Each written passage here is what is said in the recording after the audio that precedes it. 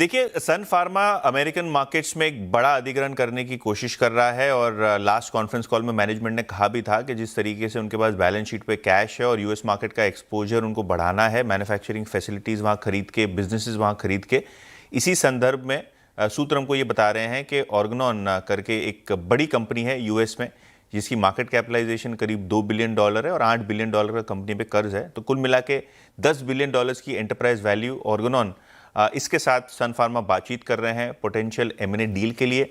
क्या ये slump cell होगा, क्या ये पूरी डील होगी, ये कहना अभी मुश्किल है, क्योंकि अभी शुरुआती बातचीत ही आपको यहाँ होती हुई नज़र पड़ रही है सन फार्मा की तरफ से।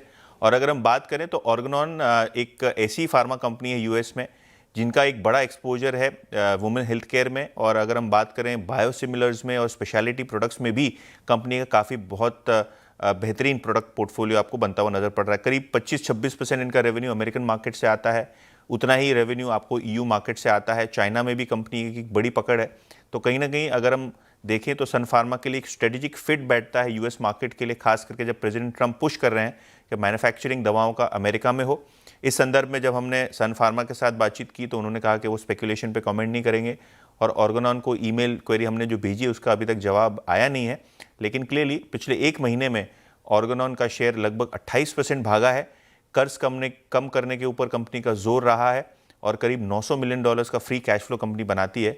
तो देखते हैं अधिग्रहण कैसे शेप अप होता है। बहुत बड़ा है सन फार्मा के लिए, लेकिन हाँ, सन फार्मा की बैलेंस शीट की ताकत की बात करें तो अभी भी उनके बैलेंस शीट पे करीब $4 बिलियन का कैश पड़ा हुआ है।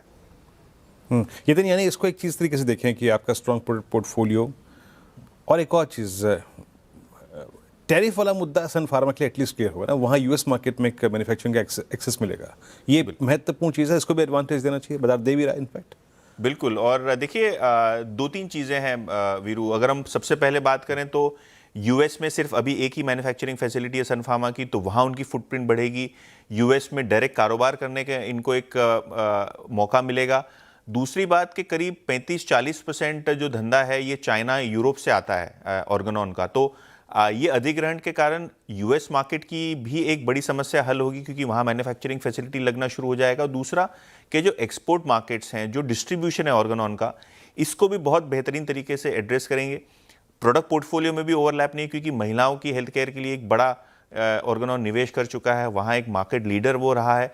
साउथ अमेरिकन मार्केट्स में भी कंपनी का बड़ा बिजनेस कारोबार है। तो ओवरऑल एक स्ट्रेटेजिक फिट बैठ सकता है सन फार्मा के लिए, लेकिन जो एमएनए की रूपरेखा होगी, वैल्यूएशन होगा और किस तरीके से इसको बाजार लेगा, ये भी काफ़ी अहम रहेगा। क्योंकि इक्विटी तो मार्केट कैपिटलाइजेशन वाइज केवल $2 बिलियन है, और उसमें भी $900 मिलियन का हर साल वो फ्री कैश फ्लो करते हैं। तो कैश फ्लो के लिहाज से कंपनी कोई मजबूत स्थिति में है ऐसा दिखाई पड़ रहा है, लेकिन कर्ज जो है वो $8 बिलियन का है। तो उसको बाजार किस तरीके से लेता है, ये काफ़ी अहम रहेगा।